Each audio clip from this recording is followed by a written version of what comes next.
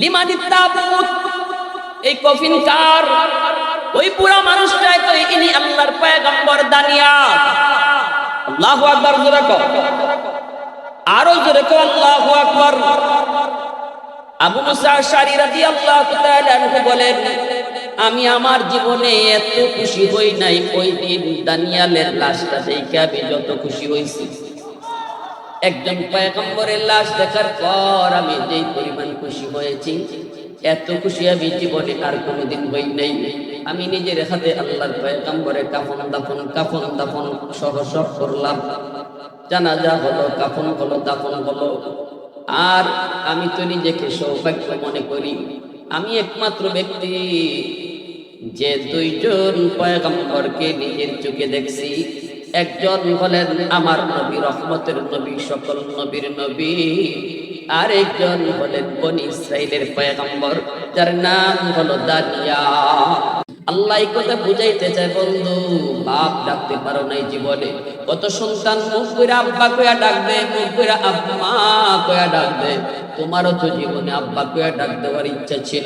আমি আল্লাহ জানি সব সন্তানই আব্বাকে আব্বা কয়া ডাক দেয় যে মজা পায়, পৃথিবীতে আর কোনো ডাকে এত মজা পায় না। এরপরও বন্ধু কষ্ট নিও না। কেন নিছি জানো নি? জন্মের পরে তোমার মুখ দিয়ে আম্মা ডাক আগে বের হতে আমি আল্লাহ রাজি না।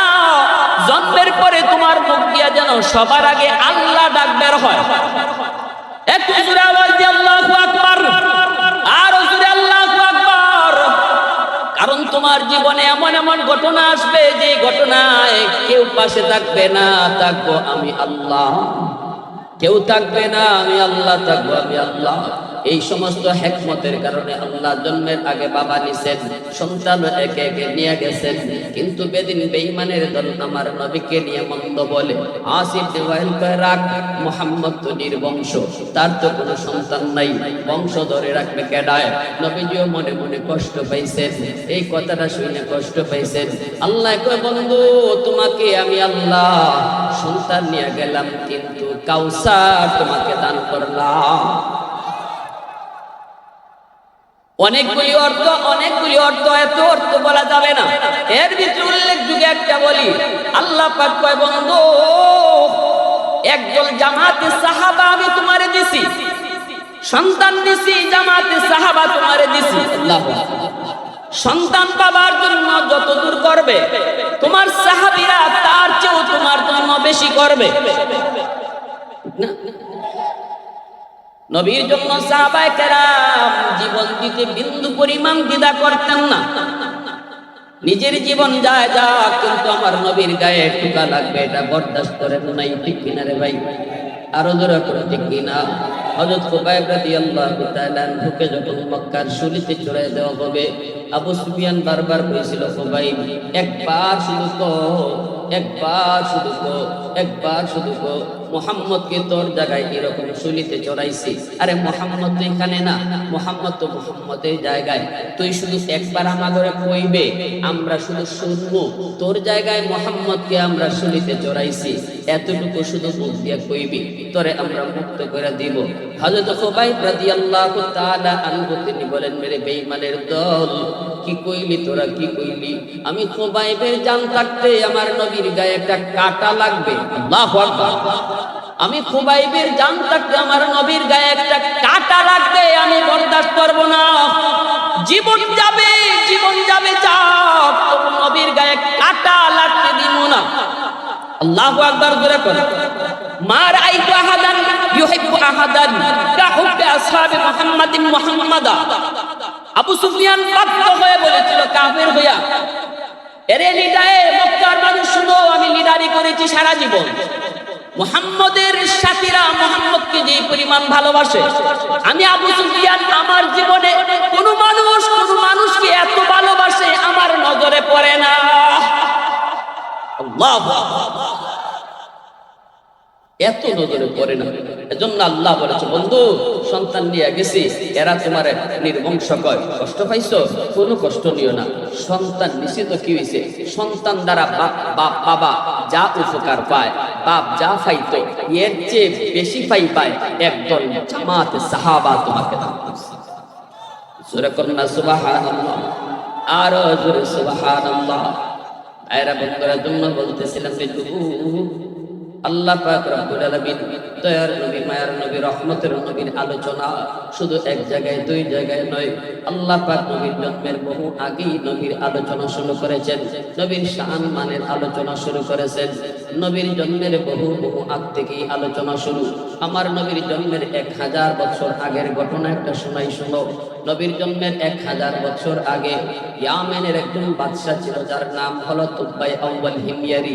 এই ঘটনাও লেখছেন বেদায়া ওয়ান নিহায়া কিতাবের ভিতরে। পাওয়ারফুল একজন বাদশা ছিল।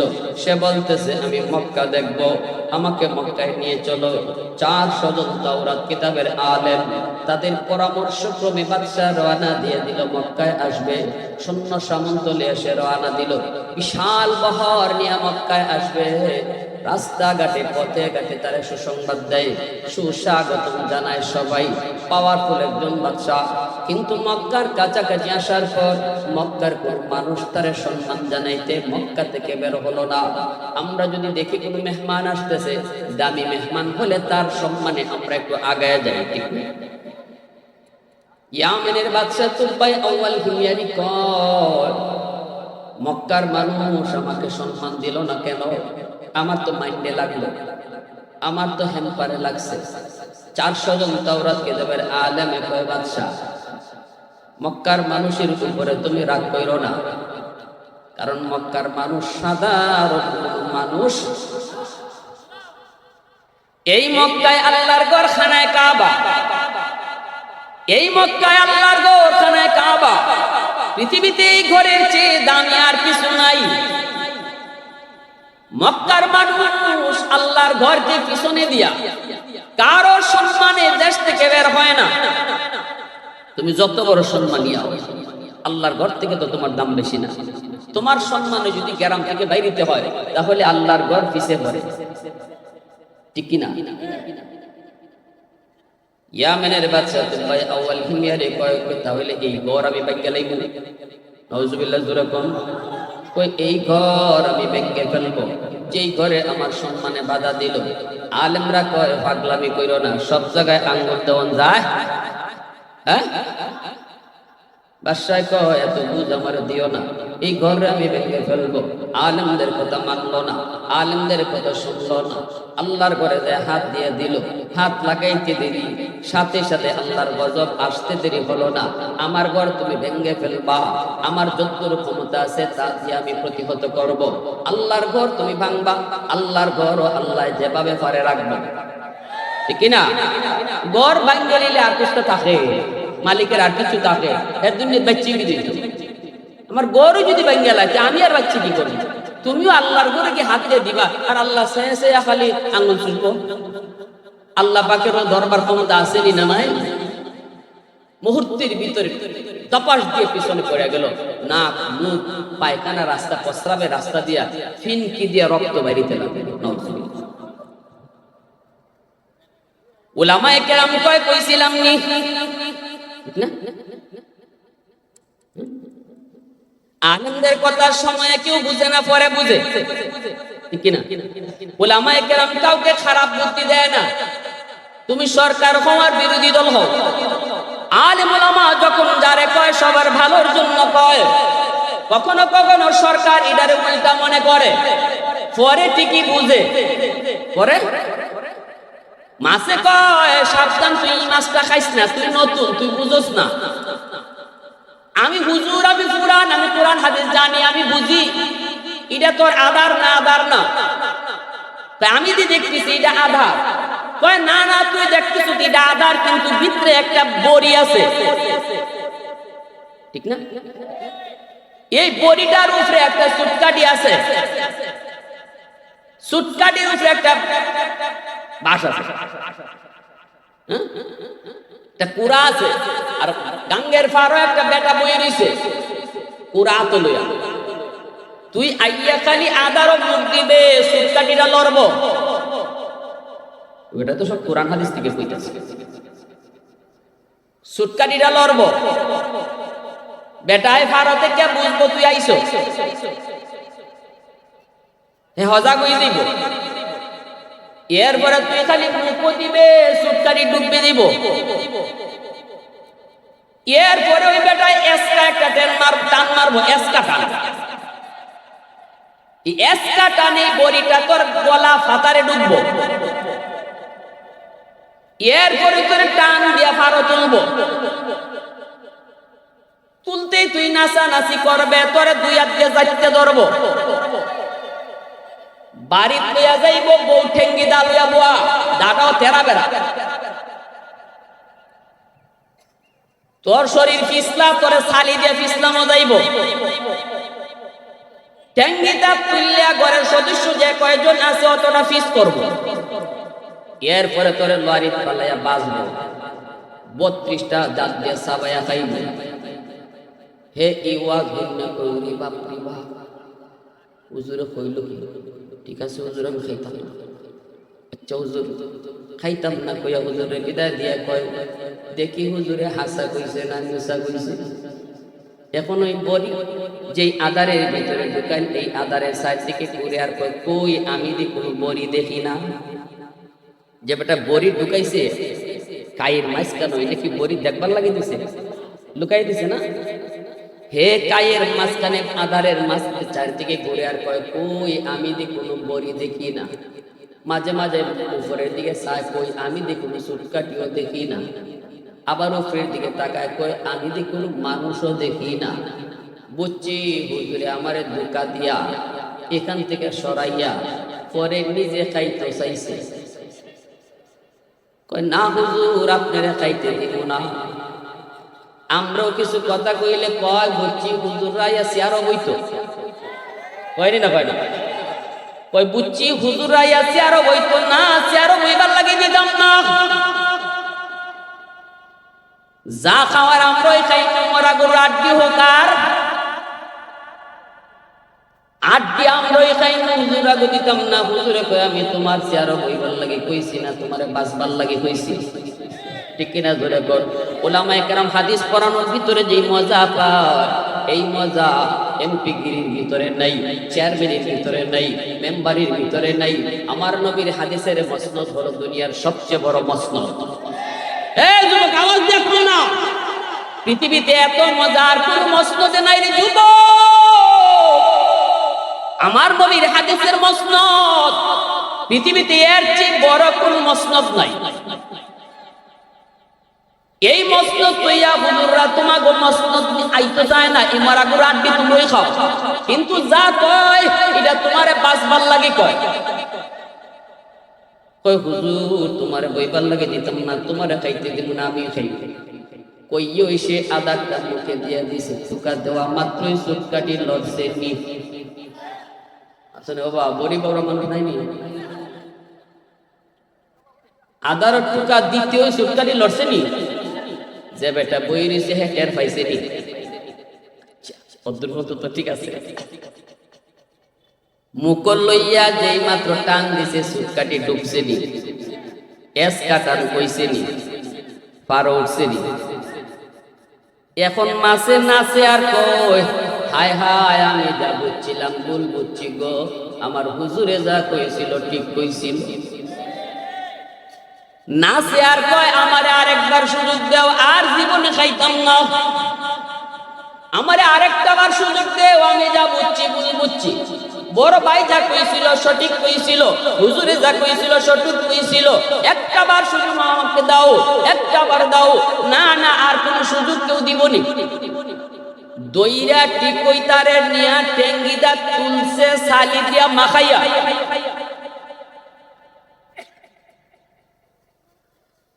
আমার ভাইরা বন্ধুরা, জন্য উলামায়ে কেরাম তাওরাত কিতাবের 400 গুণ আলেম ডাক দিয়ে কইছে, বাদশা না না, আল্লাহর ঘরে হাত দিও না, আগুনে হাত দিও না, আগুনে হাত দিও না। সব জায়গায় হাত দিলে আল্লাহ বরদাস্ত করে না, ঠিক কিনা? সব জায়গায় হাত দিলে আল্লাহ বরদাস্ত করে না। মাদ্রাসা আল্লাহর নবীর বাগান, দুনিয়া ইসলামের শিআর। এই মাদ্রাসা যদি কেউ মাদ্রাসা খারাপি চায়, মাদ্রাসার ক্ষতি চায়, মাদ্রাসার ক্ষতি করতে চায়, আল্লাহ পাক তারেও রাখবে না। কারণ মাদ্রাসা হলো, মাদ্রাসা দেখলেই ইসলামের কথা মনে হয়, মসজিদ দেখলেই ইসলাম ধর্মের কথা মনে হয়। যেই সমস্ত জিনিস দেখলে পরে ইসলাম ধর্মের কথা ইয়াদ হয়, এগুলা হলো ইসলামের শিআর। এই যে টুপি ইসলামের শিআর, দাড়ি ইসলামের শিআর। টুপি একজনে পরে না ইমান ইমান চলে যাবে এমন না, ইমান থাকবে, ইমান যাবে না। কিন্তু যদি টুপি নিয়ে কেউ মস্কারি করে ইমান চলে যাবে। ভালো করে বুঝছেন? দাড়ি একজনে রাখে না ইমান যাবে না, কবিরা গুনাহ হয়, ইমান যাবে না। কিন্তু যদি দাড়ি নিয়ে মস্কারি করে, টিটকারি করে, তাহলে ইমান চলে যাবে। মাদ্রাসায় তুমি সাহায্য করতে পারো না, ক্ষমতা নাই, তুমি পারো না, অসুবিধা নাই, ইমান যাবে না। কিন্তু যদি মাদ্রাসার বিরোধিতা করো, মাদ্রাসা তুমি চাও না, মাদ্রাসার বদনাম করো, তাহলে ইমান চলে যাবে। কারণ ইসলামের শিআর। ভাইরা বন্ধুরা, জন্য বলতেছিলাম, বারবার নিষেধ করার পরও যখন মানলো না, রক্ত বের হওয়া শুরু হয়ে গেল। আর বলতেছে উস্তাদজিরা, আর জীবনে এমন ভুল করবো না, আর জীবনে তোমাদের পরামর্শ ছাড়া চলবো না, আমারে তাড়াতাড়ি করে বাঁচাও। আমি তো বুঝতে পারি নাই এই ঘর এত দাবি, এই ঘর এত দাবি, আমি তো বুঝতে পারি নাই। সাথে সাথে উলামায়ে কেরাম তার মাটি থেকে তুইলা কয় আল্লাহর ঘরে আবার হাত দাও তওবার নিয়তে। তওবার নিয়তে আল্লাহর ঘরে হাত দেওয়া মাত্রই আল্লাহ পাক তার তওবা কবুল করে নিয়েছে, রক্ত পড়া বন্ধ হয়ে গেছে। এইবার তোবায়ে আউয়াল হিময়ারি কয়, আমি এই ঘর আল্লাহর ঘরখানায় কাবা যে ভুল করেছি, যে বেয়াদবি তার সাথে করেছি, এর প্রায়শ্চিত্ত করতে চাই, কিছু খেদমত করতে চাই।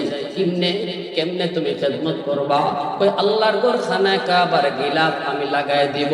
সর্বপ্রথম ইয়ামেনের বাদশাহ নবীর জন্মের 1000 বছর আগে ওই তোবায়ে আউয়াল হিময়ারি আল্লাহর ঘরখানায় কাবার সর্বপ্রথম গিলাফ লাগাইলো। এরপরে কই আমি মদিনা দেখবো। আল্লাহু আকবার জোরে কর। তখনও তো মদিনা হয় নাই, মদিনার মানুষ তো হয় নাই, মদিনা তো বহু পরে হবে। আমার নবীর তো এখনো জন্ম হয় নাই, নবীর তো জন্ম হইতে আরো 1000 বছর বাকি। তবু কই তাওরাত কিতাবের ভিতরে যেই জায়গায় আখিরি নবী হিজরত কইরা যাবেন, ওই জায়গা হবে মদিনাতুন নবী। আমি ওই জায়গাটা দেখতে চাই। 400 জন আলেম কয় তাহলে চলো সফর শুরু করো, কিতাবের পাতা উল্টাও, দেখো কোন জায়গার সাথে মদিনার মিল হয়। হাঁটা শুরু করে দিল, রাস্তা পেয়ে গেল। কোন রাস্তা? কয় আমার নবীর হিজরতের রাস্তা পেয়ে গেছে। কারণ আমার নবী রহমতের নবী। এ যুবক, তুমি যেই নবীর উম্মত, ওই নবী কোন রাস্তা দিয়ে হিজরত করবে, রাস্তার কন্ডিশন কেমন হবে, রাস্তাটা কেমন হবে, সব বিবরণ আল্লাহ তাওরাত কিতাবে দিয়েছে। শুধু নবীর বিবরণ না, নবী কোন দিক দিয়ে যাবে ওই রাস্তার বিবরণ আল্লাহ তাওরাতে দিয়েছে। ওই রাস্তার আবহাওয়া কেমন হবে তা দিয়েছে, কন্ডিশন কেমন হবে তা দিয়েছে, লম্বা হবে না বাঁকা হবে তা দিয়েছে, কত দূর গিয়া রাস্তাটা বাঁকা হবে তাও তাওরাত কিতাবে আছে। আল্লাহু আকবার। বুঝো না একটু কোন নবীর উম্মত, একটু বুঝো এই কথাগুলা। মুসা নবী তার উম্মতকে শোনায় গেছে। আল্লাহু আকবার। এমন এক নবী আসতেছেন, যেই নবী কোন দিক থেকে কোন দিকে যাবে, কি করবে কি না করবে, সব বিবরণ আল্লাহ আগের আসমানি কিতাবের মধ্যে আল্লাহ দিয়ে দিয়েছে। শুরু হয়ে গেল হাঁটা। আমার নবী রহমতের নবী, মায়ার নবীর মদিনাতুন নবী দেখার জন্য হাঁটা শুরু হয়ে গেল। যাইতে যাইতে তারা ওই এলাকায় যায় বসলো। সাথে আছে 400 জন আলেম, তাওরাত কিতাবের আলেম। মদিনার নগরীতে তারা ঢোকা মাত্রই তারা চারদিক চাইতে লাগলো। মানুষ নাই, ঘর নাই, বাড়ি নাই, কিন্তু চতুর্দিকে পাহাড়, শুধু ঢুকবার একটাই রাস্তা, সেই জায়গা হলো মদিনা। আল্লাহু আকবার। ওই জায়গায় যাওয়া মাত্রই চতুর্দিকের কন্ডিশন তারা দেখতে লাগলো। দেখতেছে আর পাহাড়ের কন্ডিশন। কিতাবের পাতা উল্টায় আর মিলায়, কিতাবের পাতা উল্টায় মিলায়, একে একে তারা সিদ্ধান্ত নেয় আবহাওয়াটা কেমন একটু দেখো।